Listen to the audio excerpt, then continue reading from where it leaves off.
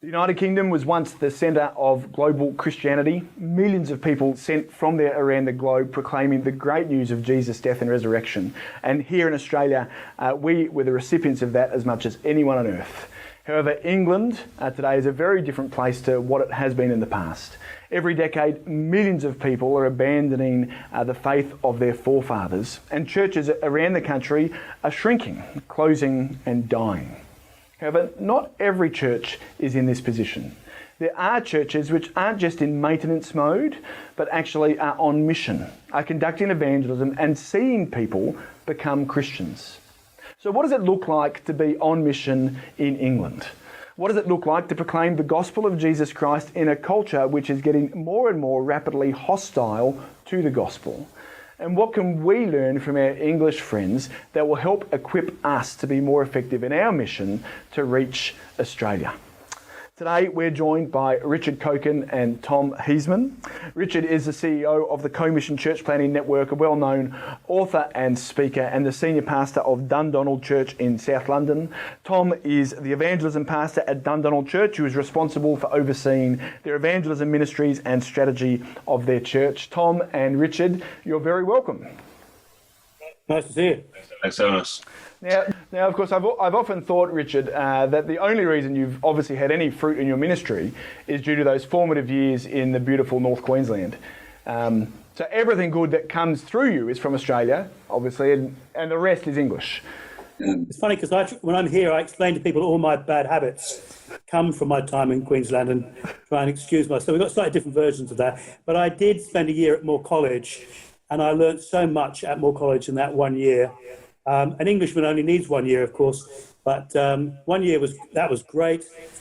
First year that the first year rugby team, footy team as you call it, won the cup. So but that was a fantastic year learning from your guys. And we, to be honest, here in London and the UK, we owe so much in recent years to Australians coming over, teaching us the Bible, particularly reminding us of biblical theology in handling the Bible, but also in how Reformed theology has a missional application. In other words, you can love the scriptures and be flat out in evangelism. And we hadn't really seen that. We thought it was kind of either or when I was younger. But I think the influence of the Australians is to bring biblical theology and mission, show how one flows out of the other. So we owe you guys a great deal, but we try not to say that too often. Richard, Dundonald Church is a church which might be known to some of us, but for others listening or watching, they never would have heard of it before. Tell us a little bit about the history of Dundonald, how it got started, but also, I suppose, your direct context in a culture rapidly running away from even its traditional trappings of Christianity. What is the context of where Dundonald is? What does it look like? Just that history of the church for the last 20, 25 years. Yeah, okay. So Dundonald was a little church plant into a school called Dundonald. So it was 35 adults and a few kids. They started without a pastor in 1990. And then in 1995, I came along as their first full-time pastor. And they were hungry for evangelism. They had committees running things, but they hadn't seen much growth, or any growth really. And so I arrived and we just went berserk and tried everything. I'd done a training job elsewhere and we just tried everything. You know, we hired the local theatres, did multimedia things when nobody did that sort of thing. We brought bands down from Manchester. Then I realised the young people didn't like live music. They were doing homework. So, you know, so just adjusting to life in South London. And God gave us growth and we grew steadily. I would think at the rate of about 40 adults a year. I would reckon of that, in that growth, a quarter would become Christians, like complete pagan non-Christians who become Christians, about a quarter. Another quarter would be lapsed Christians in the area, not going to church, who came along and found their faith, not sure if they became Christians or not, but certainly came alive again. Another quarter would be people from other countries, particularly religious cultures like South Africa or Korea, would come along and they would be looking for a church. And then another quarter would be people deliberately moving to get involved in the church. And the church grew, we multi-sited, multi-congregations, and then we started planting. Not till about 2001, I took on a church in central London at Christchurch Mayfair, and we planted that with a big bunch of people from a church called St Helens. That started growing. Then we started planting from Dundonald. And over the last years, we've planted about 9 or 10 churches from Dundonald Church, most of which are thriving, 1 or 2 are not. And Dundonald itself has grown, so I suppose we're about 600 adults and about 350 kids. We haven't got a building at the moment, actually. We didn't have a building for the first 15 years or so. My office was the garden shed for the first 8 years. And then we hired a local factory offices. And then eventually we bought the factory and converted that into a church building. And we've actually just knocked that down, and we're waiting for the new building to be completed, which will be terrific. And we're going to try and see if we can grow a little bigger by God's grace, see if we can be a resource to the other churches in the area. And then, of course, Commission, we launched that in 2005 because we were planting churches and beginning to go mad trying to do all the training. And so for the economies of scale, we formed a network, and there's about 30 churches in that network across London. Those churches vary a lot. So some are in housing estates, so quite a lot of social problems there. Others are in suburbs like us, with emphasis on family church. Others are in the city centre with lots of young professionals with a very high turnover. Something like, a quarter of the congregation would leave each year. That's a big challenge there. And we get people leaving also for work, but particularly in the centre. And then some more ethnically minority-specific churches. That's been a very exciting thing to see, growth in a number of different kinds of churches across the network. And I suppose the way it's changed, the atmosphere has changed. I think when we first arrived, people thought Christianity was dull and irrelevant. Now they think it's dangerous, and people are hostile. And the very powerful sort of what we would call woke agenda, which is quite hostile to, particularly on issues of gender and sexual morality and so on, and so quite hostile to traditional Christianity. So we're wanting to do our evangelism in a way that really does commend Christ, because he is the best thing about us, best thing about Christianity.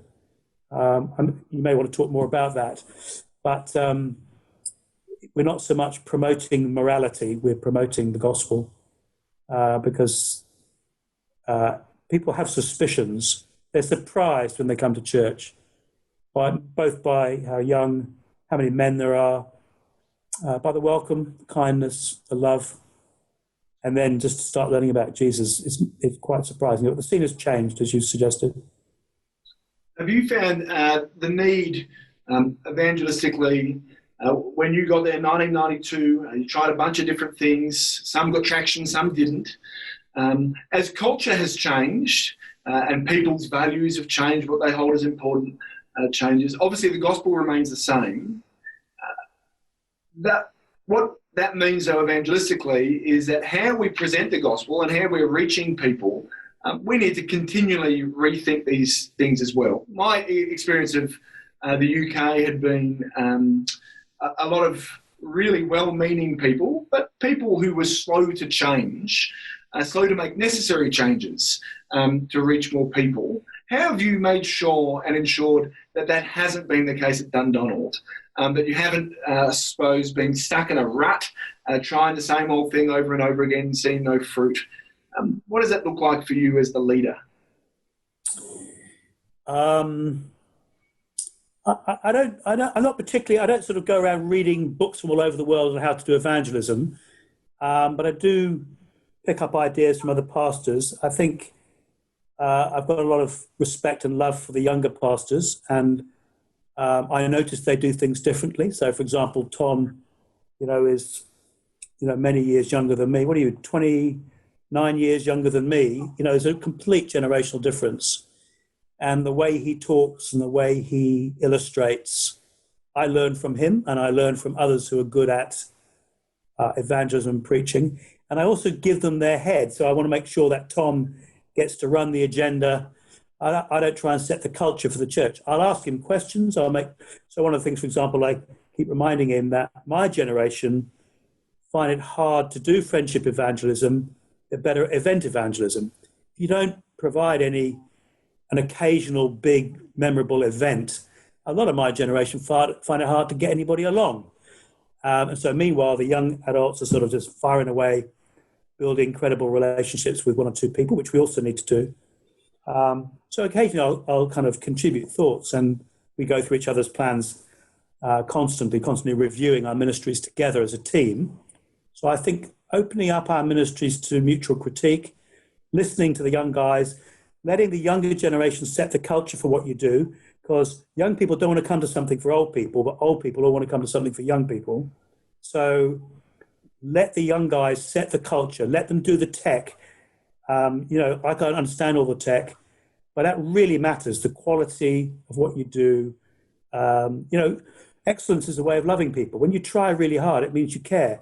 So if you try and do things really, really well, and let the youngsters do that well, I'm constantly being told where to sit, what to wear, what to plug in, be carried around, and let them do that. I think I'd be stupid to keep doing what used to work. But on the other hand, you've got to have confidence that week by week, every passage in the Bible is evangelistic to a degree. And I do think I don't preach so much heavy stuff on Sundays now. Some of that has to wait for, small groups and so on. So you probably don't get Ezekiel and Daniel and Jeremiah quite like we used to on Sunday. But, regularly explaining how to become a Christian, proclaiming Christ and appealing to people to repent and believe on a regular basis in church. It doesn't matter how old or young you are. And I also noticed that the younger generation, they don't hate the older generation. They're suspicious of power, but integrity and sincerity they always respect. And I find our younger generation, almost, especially in London, where they're often a long way away from home, are looking for older adults they can respect and trust. And the family life of a church, however big you get, I think is a huge draw to people in a big city where you can feel very, very alone. And there's a lot of people feeling alone. So in London, there's only 10% would say they have any relationship with Christ. About 50% say God exists. 10% have some faith in Christ. But we would reckon only 5% would be real Christians. And those numbers are considerably buoyed up by the big black Pentecostal churches in London. So we thank God for them. But especially amongst young adults at church, the fallout rate, the average attendance, the number of children going to the average Anglican church in the UK is 5, and the average number of teenagers is 1. So you just think to the future. Now, that's not the case where we are in London, thank God, but we're having to win people who know almost nothing. I sat on a train the other day opposite a girl who was doing some work, and we were sitting there for a couple of hours. So I said, what do you work at? Anyway, I was looking at my Bible, and I got chatting with her, hoping she'd ask something. And she said, what's that big book? And I thought, crumbs, she's never even seen a Bible. And she was going back to Bristol University, so a modern, 25-year-old, educated girl, had never seen a Bible before. I said, have you ever read any of the Bible? She said, no. So I said, so I explained to her how to download it onto her app. You just think, crumbs, never read any. So there's a great opportunity. We're re-evangelising London, which is... Tom, let me set the scene for you in Australia. In Australia, it sounds a little bit like London, probably less hostile, more lethargy. So more, the church isn't viewed as an enemy or anything like that, more just completely irrelevant and doesn't impact anyone's life at all. But something Richard just said is profoundly true in Australia as well, which is that idea of a girl not knowing what a Bible is. The truth is most Australians have no meaningful relationship with a Christian. Most Australians have never met a Christian in any meaningful way, let alone had the gospel presented to them. And so what we're starting with here is something completely different to where England and Australia were 50 years ago. It's a different world. So at your church, in your context, how are you seeing people become Christians? If the non-Christian enters into the Dundonald sphere, how are they getting converted? How are they actually even entering into that sphere? How are they getting connected at all? What are the principles that you're holding as absolutely necessary for your evangelistic practice? And After that, we'll talk about pragmatics, I suppose, as well. What does that look like in the flesh? But what are the principles that you're holding, and where are you seeing these people come? How are you gripping them in your context at Dundonald? Great. I'll ramble and talk, and then you chip in if you. Mate, you're English. We assume you're going to ramble and talk anyway. This is. I'm pleased I'm playing a stereotype. I think a few things to say. I mean, Rich is absolutely right that there's a balance, isn't there, between an over-reliance on event-based evangelism and swinging so far the other way that you never run any events. Now, just define event for me. That might mean something different for you than us. So, event-based evangelism. So that's staff-led. It's centrally run. You're putting something on as a whole church, and you're encouraging church family to invite somebody to that. So that might be a low bar evangelistic event where you pub quiz, jazz night. That's right, pub quiz, something like that, with a little talk, or it might be a big thing like a guest service, something like that. So that's a kind of event-based ministry, which is great and important as part of your framework of evangelism. But if you're over-reliant on that, then you produce a church family that can't really think about doing evangelism themselves, and so they're utterly reliant on that. And I think that's just a bit of a malnourished diet when we're thinking about evangelism in the local church. So we've just tried to balance that at Dundonald's, not by getting rid of events. So we'll describe that as the kind of come and see element of evangelism.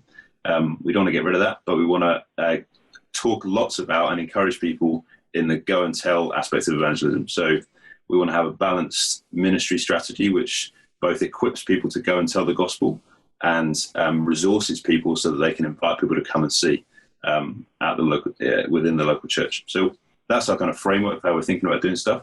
Over the last few years, we've really tried to develop that kind of go and tell aspect of the evangelized ministry by really trying to lower the bar so that every member of the church family can feel like they can start a conversation with somebody by taking them to the Bible. So we want their non-Christian friends to ultimately get their nose in the text so they can see Jesus for themselves. And so to do that, we've produced little booklets which are just designed to be conversation starters. So rather than a big kind of fat one-to-one, which might take 19 weeks to work through, we've just produced little kind of booklets just that feel a lot less threatening. They're cheap to produce. And we've found that that's been a really easy way for church family just to pick up and think, actually, I can have a go with this because it's 3 little questions and a 4-sentence passage from Mark's Gospel. So the idea is to take it and sit with a non-Christian, similar, I suppose, to the Word one-to-one type resource, which many people in Australia would be aware of. Is that what you're saying? It's that sort of thing. And Word one-to-one's great, by the way. So it's that sort of thing, but it's almost a precursor to that. So I think we were seeing with things like Word one-to-one and Uncover, which is the British UCCF equivalent, and other things like that, that lots of people within the church even found those things a bit too far beyond what they were able to do, whereas this is a much smaller little booklet. You can print them really cheaply. We have a stack of about 500 of them at the back of church. People can take them for free whenever they want. You can stick it in your back pocket, and you can just sit on the bus or on the train or in the pub or in the coffee shop, and you can have it ready so that you can start a conversation with anybody. So, we're just trying to lower the bar, not in terms of content, but in terms of making it easy for people to start a conversation. So the line we're always using at church at the moment with our church family is, let's just start a conversation with a friend, just to get the conversation going. Because as Richard just said with that example of the girl on the train, for so many people, it's not even entered into their spectrum in terms of thinking about Christian things. So start a conversation, and that might be a means by then we can bring somebody along to church. And I think that's the significant thing, and I said this right at the start, that actually I think almost everyone who we've seen come to faith in the last 18 months, couple of years, has been coming to church for about 3 or 4 months prior to conversion.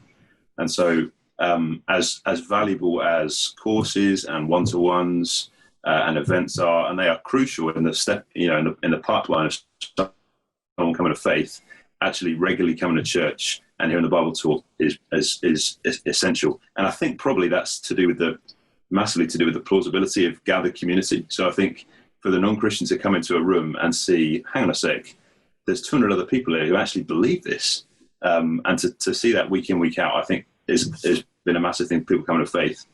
So, Tom, you just to press in on that for a little bit.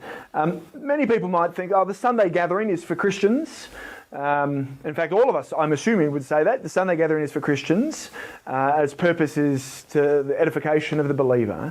And yet, it is possible to do church in such a way which edifies believers, but also intrigues and attracts observers.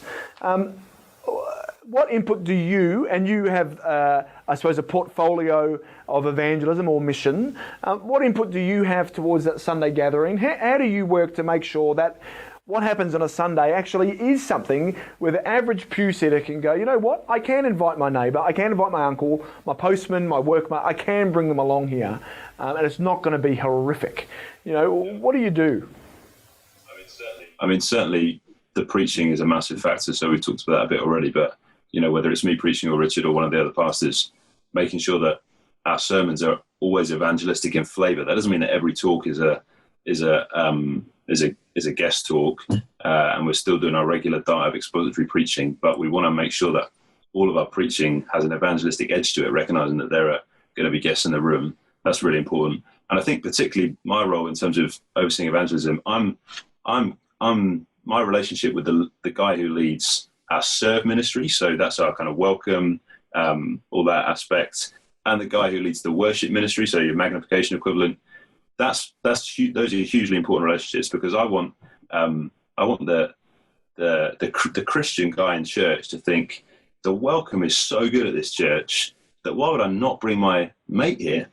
And I want the worship gathering to be so good in terms of quality, because we don't want to say that quality is bad, to be so good in terms of quality that they say, this is such a good experience of what church is like, that why would I not bring my mate here? As in, so that the only thing they can be offended by is the cross. That's what I want them to be offended by. If they're offended by anything, is the content of the gospel message, not by the fact that our sound's a bit naff, or that the music was a bit off, or that the coffee was a bit rubbish, that sort of thing. Yeah, Richard, come. Worth saying, just to get Tom talking about it, that Tom is responsible for the whole Christmas program and for the whole Easter program. So at particular seasons of church life, and that would also be the case for other church services, the evangelized team actually take responsibility for everything. So it's interesting when you said, church, outside, we would put it slightly, we would say normal church is for Christians with non-Christians in mind. And then when you're doing guest events, you're doing it for non-Christians with Christians in mind. And interestingly, I would sit at the back at every church congregation. I don't sit at the front. And together with other pastors, we're picking out all the guests. The serve team, your membership people, they're all looking for the guests. And in terms of the Christians, when they start chatting to each other, I would actually physically walk around saying, why don't you go and have a chat to him? I think he's new. Why don't you go and have a chat to her? I think she's new. And I meet people. I'm constantly, as I'm talking to guests, what I'm thinking is, who would be good people to introduce them to, who they would feel are credible members of the church that might encourage them to come back. And I know the serve team are all trying to do that, but Tom he has a voice in all of that to make sure that everything we say and do is understandable, so it's edifying, accessible to non-Christians. And we want to make sure that non-Christians really, really want to come back and hear again. Sorry, Tom, I'm interfering. Do you want to say anything about the door-to-door stuff that you guys do, or you? Yeah, can do. So, I think being out of our building, so we left our previous building about a year or so ago, moved into temporary venues while a new place is being built. And it just forced us to revisit as a church family, I think. We've always had a kind of little door-knocking team that have gone out to kind of knock on doors of the local area.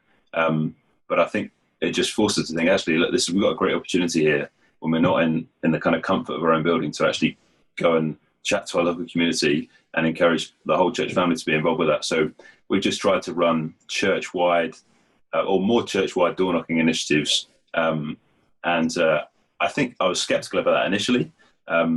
But it's been a real encouragement to see lots of our church family who wouldn't otherwise have thought about even doing that come along and get involved in knocking on a neighbour's door and invite them along to a service or whatever it might be. And actually, surprisingly, there's been a lot less hostility than I expected. And lots of people are just grateful that somebody's actually coming and chatting to them. And I think loneliness is a massive issue in London particularly, and I think people are desperate for relationships. So if a knock on the door and a conversation can sometimes go a huge way to actually getting someone through the door of a church. And we've got a family now at the church who are coming along precisely because people just knocked on their door over the period of about a year, and now their family are plugged into church life, and they're a great joy. So that's been a good little season of our church now.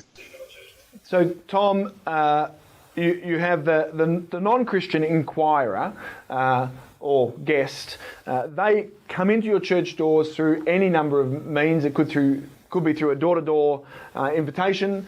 More often than not, I'm assuming it's because someone in your church invites them. I'm assuming they make up the bulk of the non-Christians who come in. They come in, they have a warm experience. Music that isn't distractingly bad, but is actually good. Preaching, which might be difficult to understand, but is engaging and effectively communicating what you're looking at. And a very strong welcome, a desire to find them. Those things, I think we assume happen at most churches. They don't. And I do want to press into a little bit about how you establish those, how you make sure, Richard and Tom, you don't lose the heat that's needed on that. But Tom, just talk to me about, once you have them there, what's your next step? What is it that you're funneling the non-Christian towards? You find out, there's a bloke, there's a girl, she's not a Christian. What are you doing with them next? And what is your ideal pathway where you see them actually bending the knee before Jesus and becoming a Christian? Yeah, great.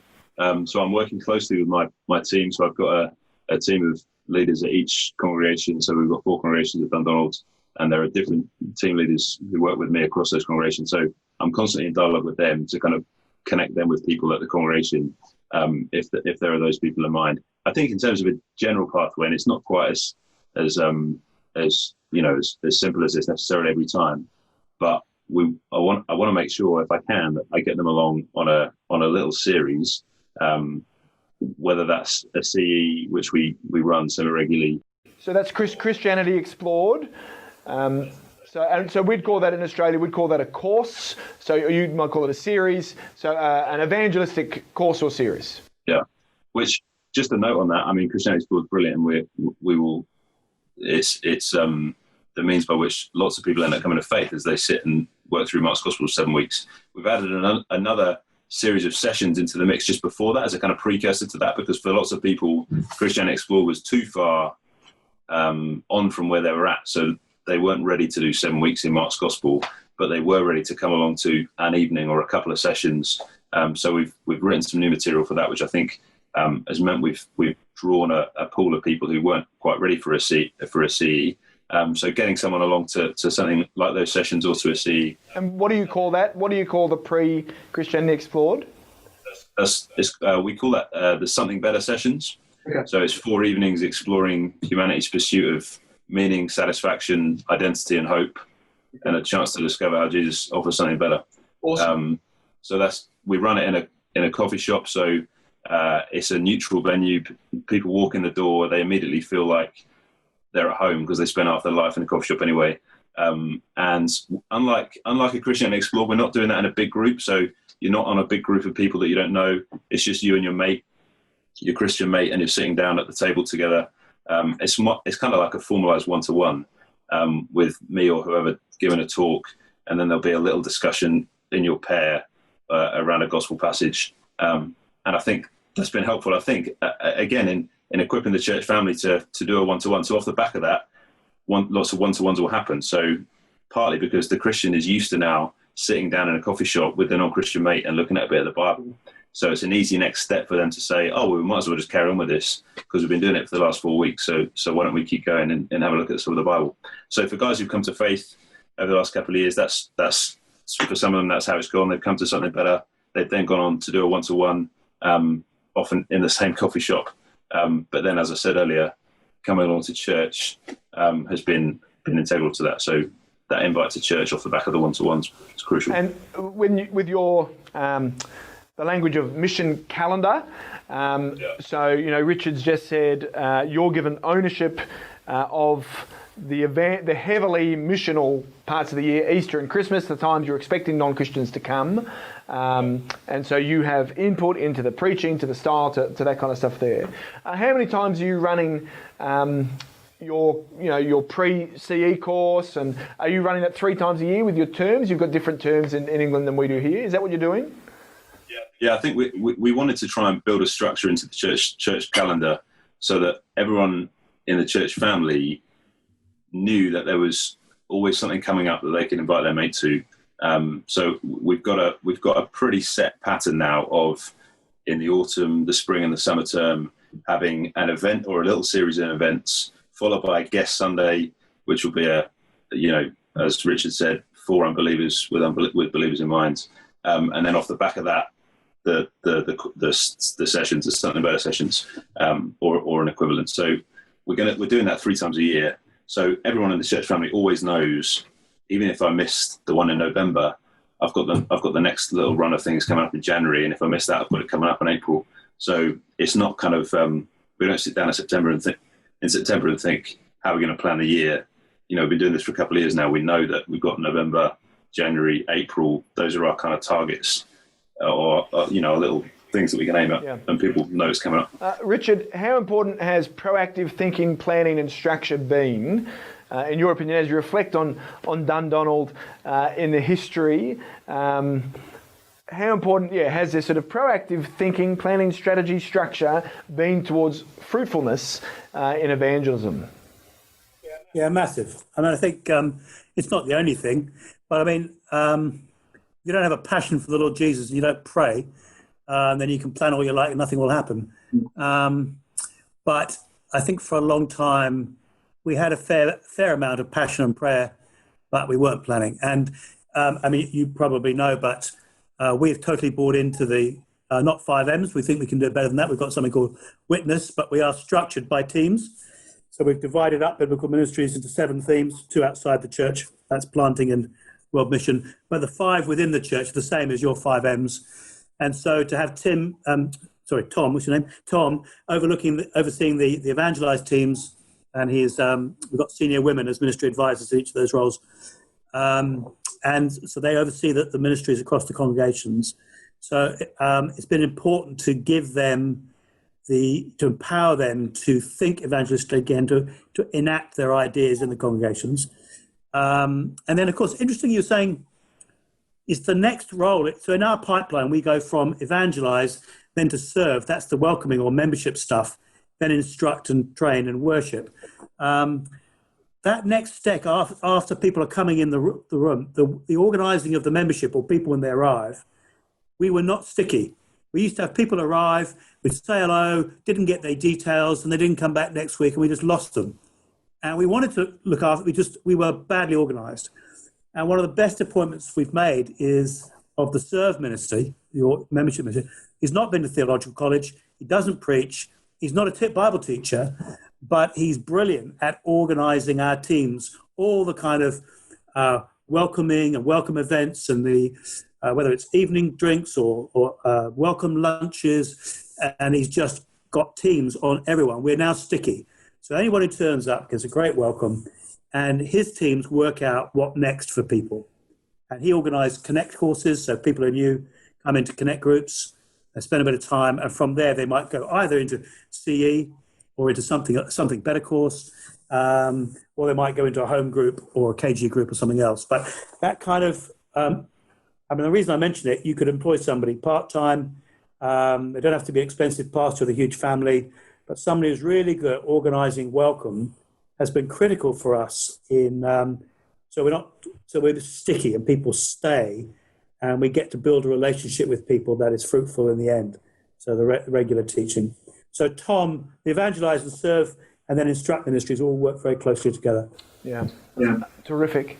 Richard, how important, for many of the people listening or watching, they're in churches with 1 staff member, 2 staff members max, church that is probably 70 to 120 people on any given Sunday.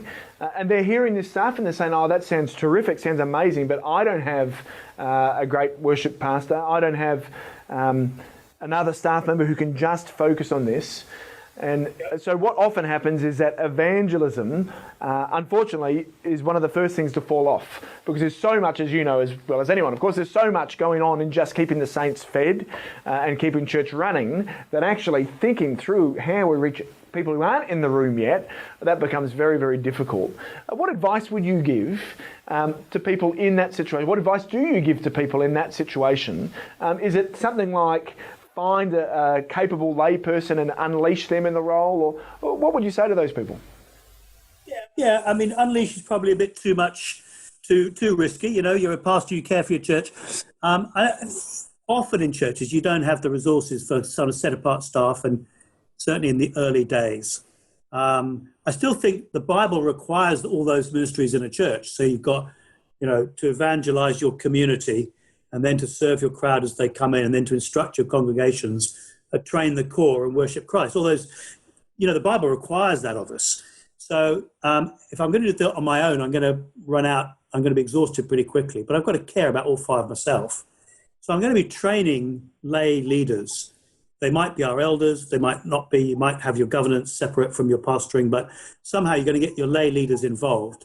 And then when you can employ, you know, a cheaper sort of ministry trainee to take a couple of the roles. So you might find a gifted young guy who might do the evangelize and serve ministries, and I'll do the instruct and train, and let one of the elders run the music on, you know, run the services on a Sunday. So you might divide it like that. That'd be quite common. So you're looking to try and bring somebody up in those early ministries, and in time you might have ministry trainees, and you might take on a staff member who can do 2 or 3 of those ministries. Generally, I think as the senior pastor, you want to keep the instruct and train ministries to yourself, or at least oversight of those. We're bigger now, so I've got an assistant pastor to do that. But I think the key thing is you do, as senior pastor, take responsibility for driving the direction of the church. So I do think of myself as leading the church in its mission. So I think the purpose of church, if you like, we come to church to be equipped with the Word of God for lives of holy evangelism. That's what I think church. So in other words, is church about worship? Is church about learning the Word of God? Is church about evangelism? It's all three. You know, when I read the Bible, it seems to me we gather together to be equipped for lives of worship, holy worship in evangelism. And therefore, I want to keep driving the missional direction of the church. I can't allow myself to become, if you like, the closet academic theologian. I don't want to become the politician who spends my whole time fighting denominational battles. If that's what I need to do, I need to step back from being a senior pastor. You know, honestly, because I've got to set an example. So I'm reading the Bible with a guy at the moment who I'm trying to encourage to become a Christian. There's 2 or 3 guys I've been trying to evangelize over the years, and I try and drop in evangelistic conversations with people all the time. And because I've got to be, if I can't say that from the front, if I've got no one to bring to the mission, we have an annual mission in March, which is not a huge thing, it's just a slightly more intense period of outreach. If I've got no one to pray for, no one to bring, I will go quiet on it, and the church will go quiet on it. So I think the power of example is important, however big your church gets. So I don't think senior pastors are responsible for driving the missional direction, just in a broad direction, saying, no, we are going to do this. We're not going to become a theological college for the next 10 years. You know, we're not going to become the political battleship, just firing off salvos. You know, the thing we often say is, you know, we're not a cruise ship for passengers who are serving themselves. We're not a battleship for warriors to criticize other churches. We're a lifeboat full of crew who are 24/7 trying to save people who are drowning in sin. And I honestly think that's the kind of church we need to be. And I need to lead by example. Now, it needs to be calm. It needs to be measured. You can't drive people exhausted. So you need a season. You know, you need good summer holidays where everyone rests and recuperates. You can't, you know, drive everybody to exhaustion. But just to keep up a steady rhythm of outreach and never let it die, I think that's the job of a senior pastor. And if you can't do that now, it's time for someone else. But you can't do it all yourself, so you've got to recruit other people to take it on. and equip them to do stuff. But you'll still be Uncle Richard in the background, offering a little guidance, together with your governing elders, together providing collective governance and wise counsel. But as far as possible, you're wanting to let your youngsters, but it's not just your youngsters, retirees as well. It's a guy just retired, and he's visiting a prison. He's come on my training course because he wants to know how to read the Bible with the guys in prison, and because he's been able to take early retirement from his property auction company. What a joy that is! So it's not about being young; it's about trying to encourage people to maximise their evangelism ministry. What we want to do is give our listeners and our watchers here who are pastors and leaders in their local church just one or two key principles and pragmatics that they can walk away with and say, hey, this is something for us to consider. This is something that actually we could put into practice. Tom, I'll get you to start. What is, I suppose, one key home principle and one take home principle and one take home sort of pragmatic, practical thing that you would advise to churches who really don't have any mission happening at the moment, churches who aren't seeing many people converted at all, but they're desperately keen to. What sort of principle would you hold that you want to give them and pragmatic, practical thing? I'll start with you, Tom, and then Richard, I'll ask you as well. Principle, don't stop preaching evangelistically. I mean, we've said it a few times, but please don't stop preaching evangelistically. And I need to keep remembering that in my preaching, in my day-to, week on, week out preaching. It's so easy to think we do the guest service, we do the kind of simple apologetic, the apologetic talk. That's the box ticked for our kind of evangelistic preaching for this year. But just week in, week out, as we work through the Word of God, how is this applying to those in my congregation who don't yet know the Lord? Because that's where we want to be. The Word of God is what's going to change people's lives. So please let's keep preaching evangelistically. And then I think pragmatically, I think just the power of stories. I mean, we haven't talked about that too much, but just the power of hearing people in your church family share where they've had a go at sharing the gospel with people has been enormously encouraging. I can remember prayer meetings where we've had, ordinary, people, regular people in our congregation stand up and say, yeah, I had a bit of a go at sharing the gospel with my mate using the little booklet this week. It went all right. He had a few questions. I stumbled over this, but it was all right. And you can just sense in the room, like a sense of, okay, this, maybe I could do this too. And so just the power of sharing stories. So both from the pulpit, but also just hearing your church family share their stories. I think that's massively underplayed. And I think we could do, certainly we could do that more. Just hearing how you have a go. Because otherwise it becomes this kind of thing that everyone just assumes, only the elite do. And I could never do that. So I think just hearing ordinary stories of people having a go at evangelism just normalizes it. And it keeps the temperature high for evangelism in your church family. So,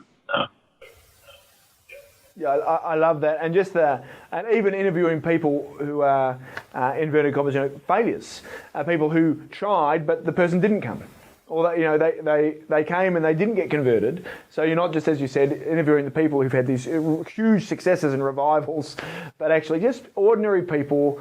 Hey, what did you do? I sent a WhatsApp message, and they left it on red, but I sent it. Just stuff like that. I couldn't agree more. Very encouraging. Richard, how about you? And brother, I'll just ask you to maybe offer these principles and a principle and a pragmatic with Australia in mind. You're a great friend of our country, a great friend of the Reach Australia network, someone who knows us and knows our DNA and what makes us tick. What things would you like us to hold on to, principled and pragmatically? My dear friend Al Stewart used to say, it's hard doing evangelism in heaven. In other words, you all think, certainly in New South Wales, you're already in heaven, so why do you need to kind of get saved? So I do think to try and find ways to talk about death and eternity. I don't know about you, we're having deaths, numbers of deaths flashed up every day on our news. And so we want to thank God. I mean, in this disastrous, horrible pandemic, there are some good things. So, you know, I was just chatting to a guy, doing some forestry with him, actually ex-forces guy, no interest in God at all. And I just said, oh, mate, you need to come along, get your eternity sorted out. And he said, what do you mean? And I said, well, you know, eternity's a long time. So, I mean, dropping in little phrases that you can give people as useful things, lowering the bar to give people a clue to how to do things. A couple of ideas on that. One, we once did a sort of mock-up stuff where I actually had conversations. We had crisps and some cans of beer and sat on the stage in front of, you know, a whole crowd of people. It was like a sort of evening course on evangelism or whatever. And we just did some mock-up of conversations. So I got 2 or 3 people to play non-Christians. I think Tom may have been one of them. And I just had a conversation with them the way I do my evangelism. And it's amazing how people found that really helpful, because I'm not particularly good at it, but they're completely new to it. And just to hear how I handle questions about suffering or about dinosaurs or about gender transition, or, you know, how do you get the conversation to Jesus? So doing mock-ups on stage was a good thing. Another thing, just powerful thing occurred to me. My wife and I went on a birthday treat, and we were in a restaurant, posh restaurant, next to another little table. And there were these 2 couples, and they were kind of boasting about where they'd been traveling. They're clearly very well off. And I was kind of listening to them, and they were talking and so on. And anyway, suddenly, one of the women in the 2 couples suddenly said, I've just started going to church. And it's like kind of like a bomb dropped. And this very smart couple opposite said, really? I wouldn't have thought you'd ever do that. She said, yeah, I know. She said, it's totally changed my life. And they said, in what way? And then they started talking. And I thought, what a brilliant way to evangelize your friends, because everyone's allowed to tell their story. What you don't want to do is point at someone and say, you're a sinner, you need saving, to which the response is, how dare you? I don't want to talk to you again. You know, it's not for me. Keep your faith to yourself. But everyone's entitled to tell their own story. So if you start a conversation, yeah, no, actually, it's changed my life. Oh, in what way?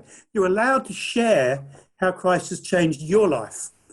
And you're allowed to say what you've discovered. I realized I'm a terrible sinner. I realized I'm in trouble with God. I mean, you're a lot nicer bloke than I am, but I realized I'm in trouble. And I realized that God can't let me into heaven. And I kind of thought, well, eternity is a long time. And I thought, I want to make sure I'm there. I want to make sure my kids are there. I want to find out a bit more. And just, I can tell my story. That's still allowed, and people are interested in your story. And I think the last thing is just to say is to lower the bar again on people. Not everybody can. See, when Tom was saying to share Bible with people, what he means is it's just a little booklet of 3 pages. It's got 1 paragraph of Bible in it. And it's so small that I think people can handle that. It's not carrying a great big Bible around and say, but can I open this with you in Starbucks? And when they're all thinking, you know, how weird is that? And some people aren't really very good at talking at all. And you just want to say, look, be a bringer. Because you know people, have you ever thought why why you live in your street, why you work in that office, why your kids go to that school? Have you ever thought why that is? And the answer is because you know those people, and they'll come for you. They won't come for me. They'll come for you. You know, I'll explain the gospel. Just bring them, because I can't bring them. I don't know them. Just bring them, and we'll tell them the gospel. Because for a lot of people, the idea, obviously, we want as many as possible to share the gospel, but it isn't true that everybody, you know, can do what Tom does. And actually, we want as a church family to bring people along to hear the word of God. So I think it's, again, a team game. Don't try and pretend everyone's going to be a pastor. Let some people just be bringers or caterers or run huge, you know, bonfires, events, or whatever it is. We had one brilliant evening. We took over the church, and we had it was called Butcher and Beer. So we hired in a butcher, and he just hacked up a cow all evening. We had 180 men turn up, and at the end, I gave a little gospel talk. And I realized that my job was not to be the friend for all the guys. My job was to say the hard things they find hard to say so that they can have the conversation on the way home. And so I talked about the cross and judgment and stuff like that. And half of the men stayed and talked for an hour and a half afterwards. Because I realized I've got to stop trying to be Mr. Popular. Hey, I'm a really nice guy. Come to church and hear me. Instead, I need to say the things that the guys are finding it hard to say to their mates. So look, there is a judgment coming because of the way we've really offended God. But there is a wonderful Saviour, and he died in blood and guts for us. And then that I'm there to equip the guys to do their evangelism, to have their conversations. And I've got to stop I'm not trying to be their hero. I'm trying to set the men up to have conversations with their friends. So just a couple of thoughts there. So the way we reach London is the same as the way we reach Sydney, Brisbane, Melbourne, Townsville, Perth, Tasmania. And it's not us speaking to everyone. The way we do it is already sitting in our pews. It's our people, our church, and our job as leaders and pastors is to equip them to go and share, but to also equip many of them to just invite, to come and see.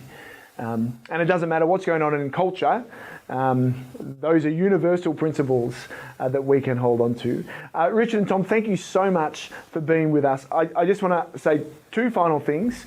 First off is one of the best books in evangelism, Principles, Biblical Evangelism, is actually by Richard. The Reluctant Evangelist is a story of Jonah.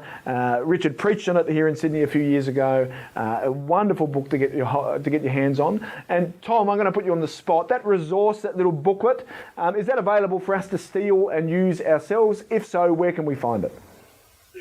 Steal away. We've got two. We've got one called A Better Hero, which is for little conversation starters in Mark's Gospel, and one called A Better Life, which is for conversation starters in John's Gospel. And you can get the digital version of that on somethingbetter.org.uk for both of those and all the print copies. Okay, somethingbetter.org.uk, and we'll put those in the show notes that you can go and steal away. Richard and Tom, we love you. We're so thankful for you. Thanks so much for being with us. Thanks for listening in or watching. If you are looking for ways, for resources, for training, for coaching, just to talk about how to grow your church in evangelism, then Reach Australia, I would love to help with that. Go to www.reachaustralia.com.au for more information. Thanks for being with us. We'll see you soon.